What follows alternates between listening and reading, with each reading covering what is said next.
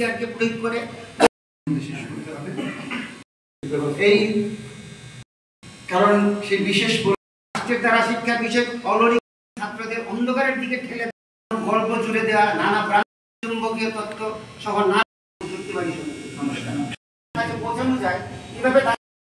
আমাদের এই যৌথ কর্মে পৌঁছায় না জনতাকে সামিল করা দূরে থাক সরকারের নীতিগুলি মূলত আমাদের দেশে শিক্ষার পাঠ্যক্রমে